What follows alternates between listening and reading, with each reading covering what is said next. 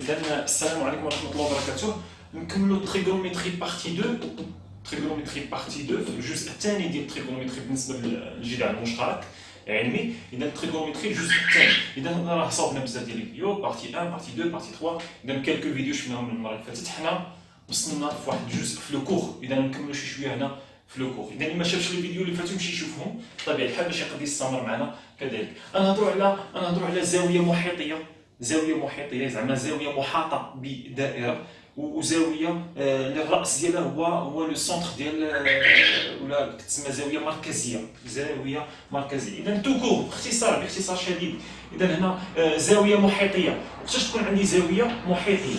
مثلا عندي ناخذ دائره هي الاولى. نرسم دائره. عندي واحد الدائره مثلا لو سونتر ديالها هو نابورت كوا. لو سونتر ديالها هو او. زاويه inscrit, un angle inscrit dans le cercle. خاصكم تعقلوا على هذه المصطلحات. اذا مثلا نقولوا مثلا الزاويه كمثال الزاويه نسميها A B C. مثلا هذه الزاويه ديال هذه الزاويه. اذا الزاويه A B C اش كنقولوا عليها؟ كنقولوا بان A B C الزاويه A B C. الحرف اللي كيكون الوسط هو اللي كيكون هو الزاويه. الزاويه A B C est un angle ولا est un angle يعني زاويه est un angle inscrit dans le cercle نسميوها السيركل C dans le cercle C. يعني الزاويه المحيطة ولا المحاطة. كنقول حنا الزاوية المحيطية. الزاوية المحيطية ما معنى الزاوية المحيطية؟ يعني الرؤوس ديالها بثلاثة فين كينتميو للدائرة السي. إذا اللي كتسمى زاوية محيطية ولا بالفرنسية est un angle inscrit dans بالفرنسية نعقل على هذا المفرد هذا. un angle ABC est un angle inscrit dans يعني inscrit فين يعني بحال كتقول يتواجد داخل يعني انسكري دون لو سيركل سي. يتواجد داخل الدائره سي. ولكن حنا ما كنقولش يتواجد. كنقولوا بان الزاويه كي دايره زاويه محيطيه. اذا A B C est un angle inscrit dans le cercle C. ونقدروا نقولوا interceptant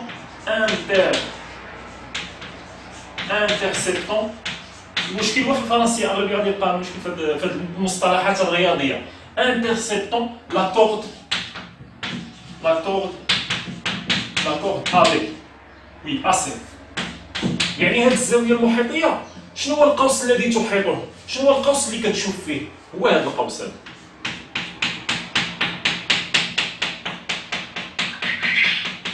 هذا داير بحال شي كورد بحال شي حبل ا سي بحال شي حبل. هذا راه حبل هذا صافي. سي اون كورد حبل. كنقولوا بان A B C est un angle inscrit dans le cercle C interceptant la corde AC. la corde AC نقدر ندير AC بحال هكا وندير بحال هكا. نديرو بين معقوفتين وندير قوس. ما معنى قوس؟ يعني هذا القوس هذا قوس AC ولا كنقولوا بالفرنسيه سي لا كورد انترسيبتون لا كورد AC. اذا هذه زاويه محيطيه حنا تعرفنا عليها كثرنا فيها الهضره. وكذلك نقدروا نهضروا على زاويه اللي هي اذا نعقلوا هذه راه زاويه محيطيه. اوكي نهضروا دابا على زاويه اللي مركزيه.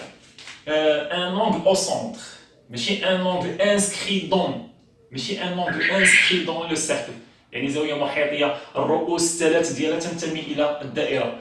كتلاحظوا زاويه محيطيه الرؤوس الثلاث ديالها فين كينتمي الى الدائره. ناخذوا زاويه اخرى نوع اخر ديال الزوايا. ناخذوا مثلا هذه او.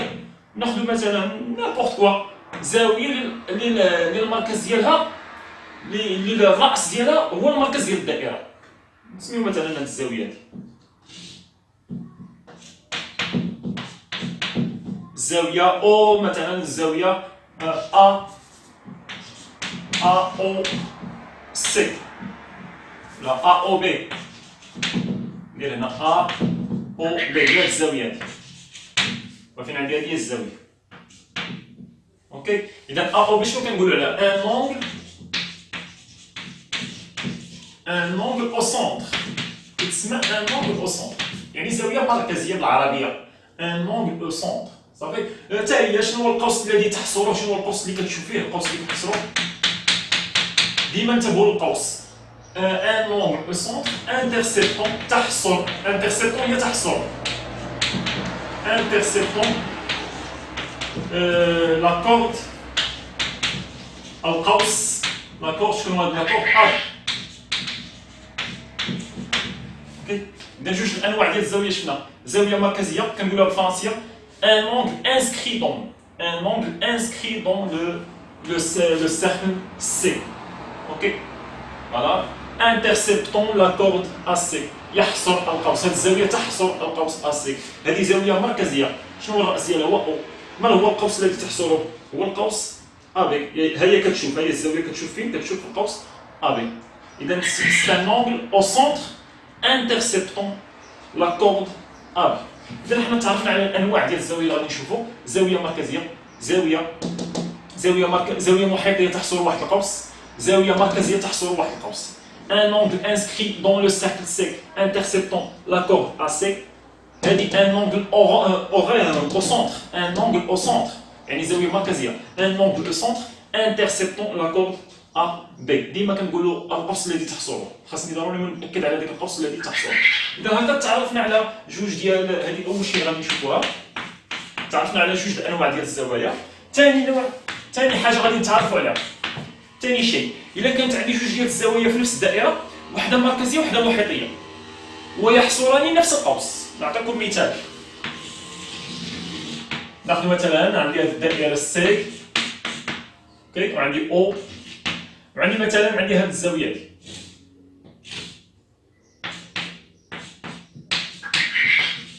شنو ممكن تقول على الزاوية A O B؟ A O B voilà est un angle qui داير au centre au يعني un angle au centre بلا ما ندير حتى لو سونتر un angle au centre نعطيه النوع un angle au centre يعني زاوية مركزية interceptant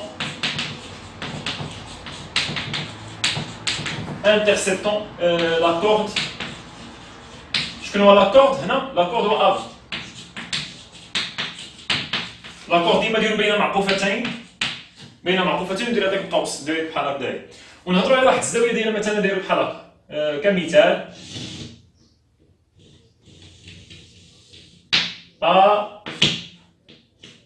الزاويه AC. هاد الزاويه اش كتلاحظوا هاد الزاويه AC؟ الرؤوس الثلاثه ديالها كتنتمي للدائره سي يعني هي زاويه محيطيه. سي ان اونغل انسكري دون لو سونتر دون لو سيركل سي زاويه محيطيه. وثاني شنو هو القوس اللي كتحصرو؟ حتى هي عندها نفس القوس كتحصرو هو القوس AB. اذا نقولوا ACB est un angle inscrit dans le cercle C interceptant يعني تحصر interceptant la corde le même corde AB. نقولوا la même corde نكتبوها هاك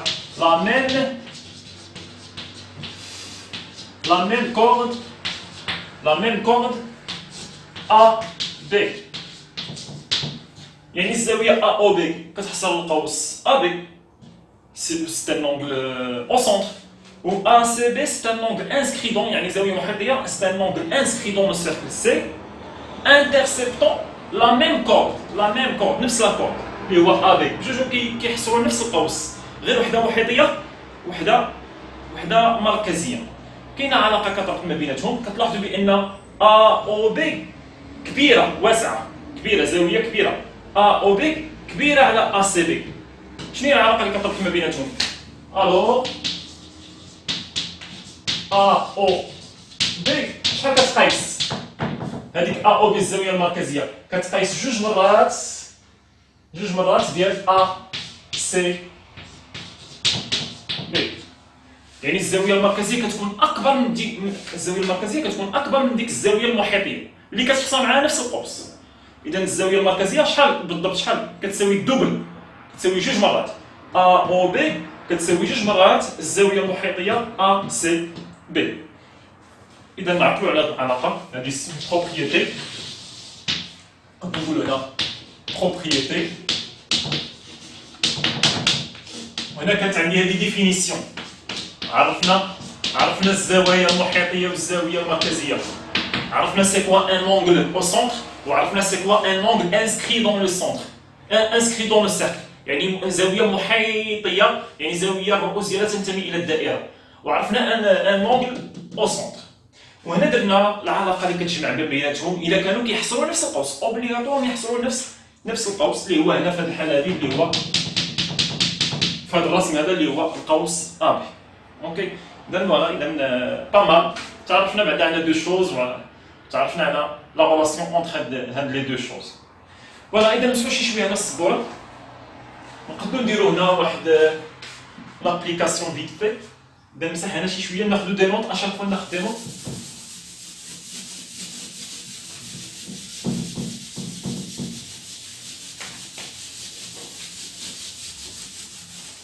اذا نقدروا نديرو واحد لابليكاسيون هنا، كنعرفوا حنايا ابليكاسيون يعني اكزومبل. ابليكاسيون هي اكزومبل. كنعرفوا حنا الا كانت عندي واحد الدائره مثلا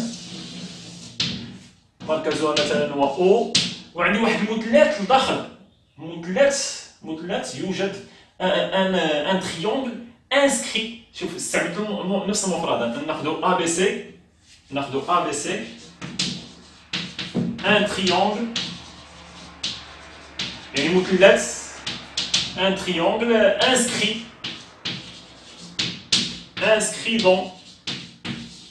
dans le cercle C. Soit dans le cercle tel que quoi? Tel que l'hypoténuse, l'hypoténuse, tel que son hypoténuse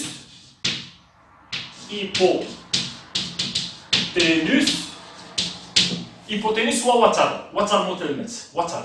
كنعرفوا اطول ضلع في مثلث قائم الزاويه، اطول ضلع في مثلث قائم الزاويه اش كيتسمى الوتر. نعطيو مثال،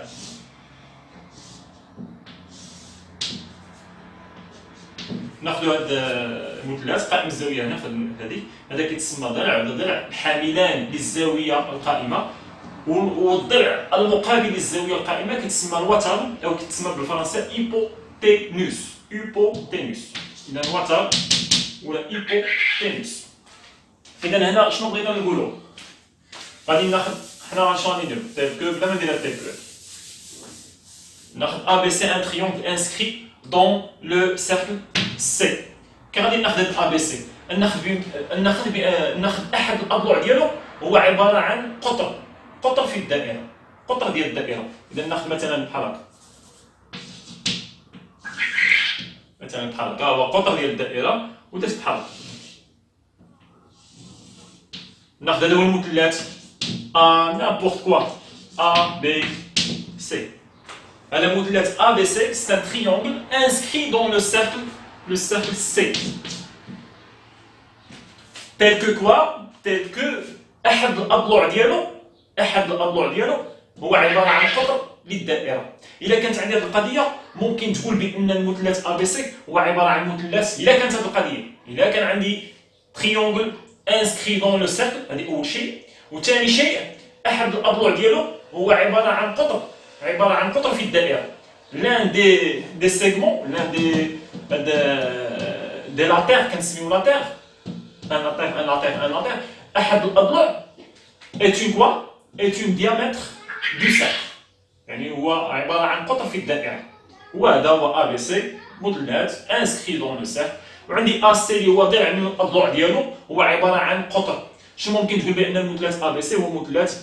ممكن تستنتج ولا تقول أن المثلث ا بي سي هو عبارة عن مثلث قائم الزاوية في السي. C'est un triangle rectangle au point C. Ok, ممكن نقول هذه القضية هذه. Alors là بغينا نديرو لا ديمونستراسيون. كيفاش نديرو؟ لا ديمونستراسيون. نستغلوا هاد القاعدة هذه. اوكي، إذا نحاولوا نبينوا بأن هاد الزاوية AC B كتساوي 90 درجة. إذا ناخذوا لا ديمونستراسيون، تري امبورطون دير لا ديمونستراسيون. إذا نبينوا أن باش نبينوا أن AC B مثلث قائم بالزاوية في C، نبينوا أن الزاوية C شحال كتساوي؟ كتساوي 90 درجة. إذا كيفاش نديرو لها؟ كتساوي بي على جوج، بي على جوج هي 90 درجة. شنو غادي نمشيو نديرو؟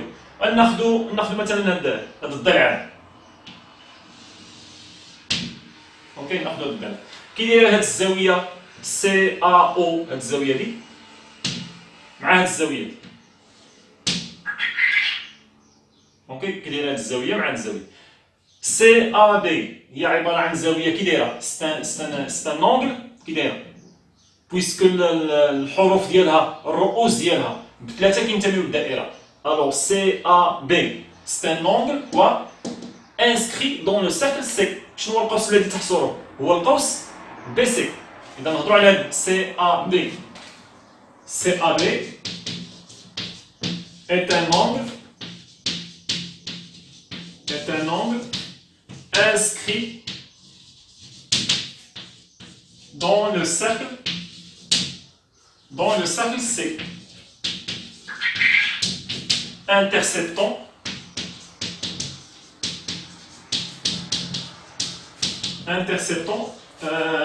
la corde, sans نقول la corde ولا نقول l'arc, la corde quoi? La corde BC.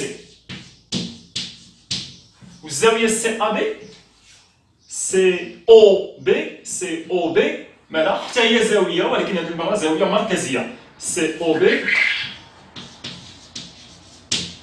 مالا est un angle au centre، زاوية مركزية. Interceptant quoi؟ شنو كتخسر؟ كتخسر حتى هي نفس القوس كنظن. Interceptant la même corde. شكون هاد لاكورد؟ نفس لاكورد اللي هو BC. شنو ممكن تقول بأن COB شحال كتساوي؟ كتساوي جوج مرات CAB. كنطبق هذيك.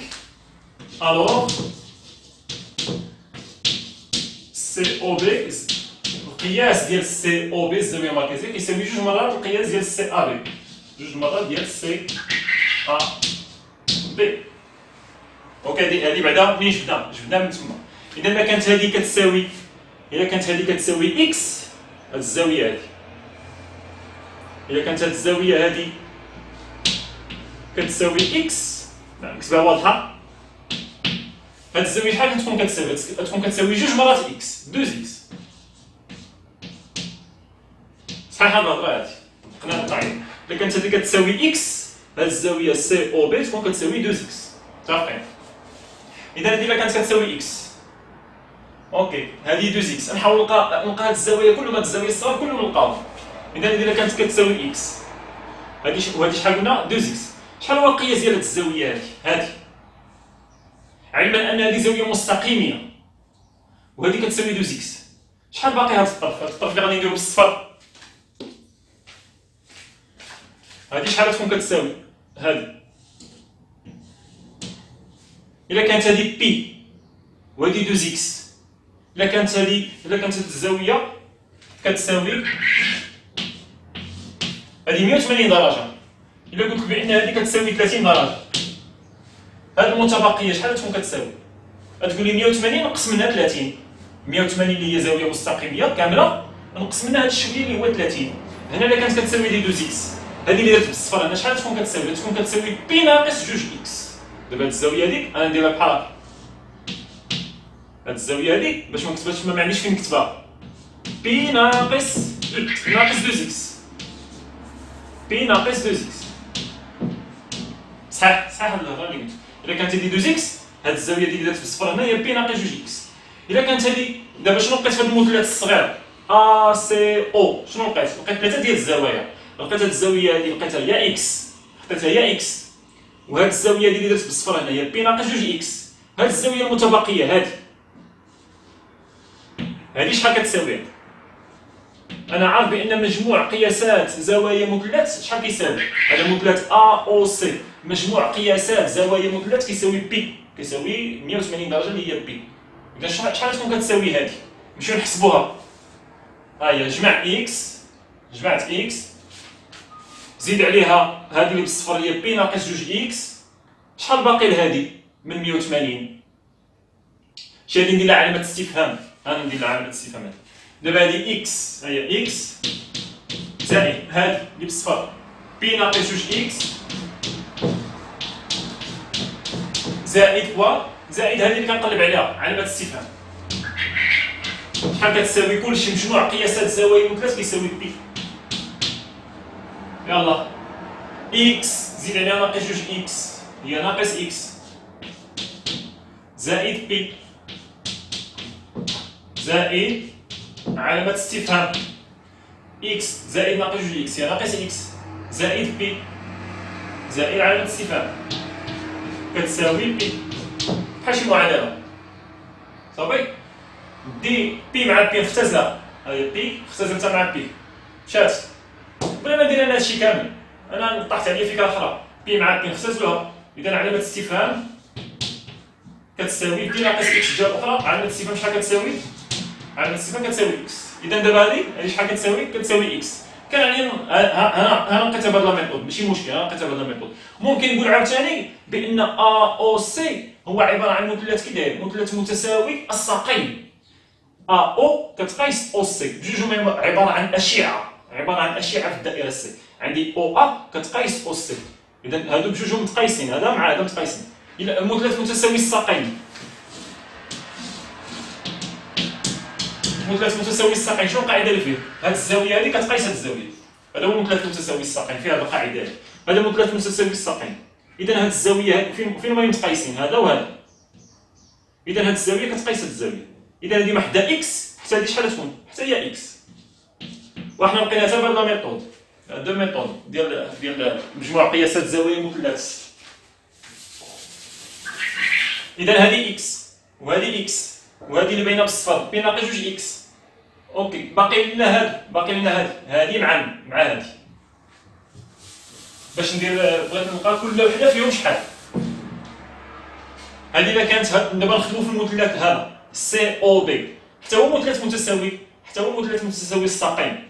او بي كتقيس او سي، يعني هاد الزاويه هادي مع هاد الزاويه هادي متقايسين، هادي مع هادي متقايسين حيت مثلث متساوي الساقين. الا كانت عندي مجموع قياسات ديال هاد المثلث سي او بي، هاد المثلث مجموع قياسات زواياه كيساوي بي، وعندي وحده فيهم هادي شحال كتقايس؟ هادي 2 اكس جوج اكس. اذا هادو شحال باقي لهم؟ هادو بجوجهم شحال باقي لهم؟ باقي لهم بي. تخيل مثلا انا نعطيك مثال، صافي نعطيو مثال، خفت ما تفهمونيش هكا، نعطي بهذا، نعطي بالاعداد. الا كانت هذه مثلا هي ايكغيك، مثلا هذه هي ايكغيك، وهذه حتى هي شحال تكون؟ حتى هي تكون ايكغيك. اذا ايكغيك زيد على ايكغيك زيد على 2 اكس شحال تكون كتقيس؟ بي. هذه مجموع قياسات زوايا مثلث، هذه ايكغيك وهذه ايكغيك وهذه 2 اكس. ايكغيك زائد ايكغيك زائد 2 اكس، هادو علاش متقايسين؟ حيت مثلث متساوي الساقين. زائد 2 اكس شحال كتقيس؟ بي. ايكغيك زائد ايكغيك هي 2 ايكغيك تقيس بي ناقص 2 اكس. اذا شحال هي ايكغيك؟ هي بي ناقص 2 اكس مقسومه على 2. فرق يعني ايكغيك شحال كتساوي؟ بي على 2 ناقص 2 اكس على 2 تختزل ب2 اللي هي اكس. اذا شحال هي ايكغيك؟ ايكغيك هي بي على 2 ناقص اكس. اذا هذه راه كتساوي بي على 2 ناقص اكس، وهذه حتى هي كتساوي بي على 2 ناقص اكس. هذه كتساوي شحال؟ بي على 2 ناقص اكس بجوجهم.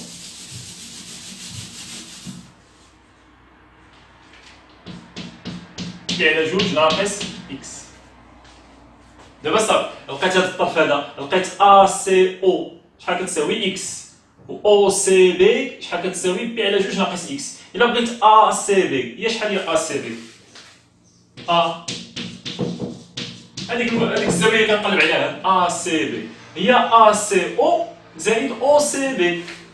ا سي او جي او سي بي. شحال هي ا سي او؟ راه هي اكس.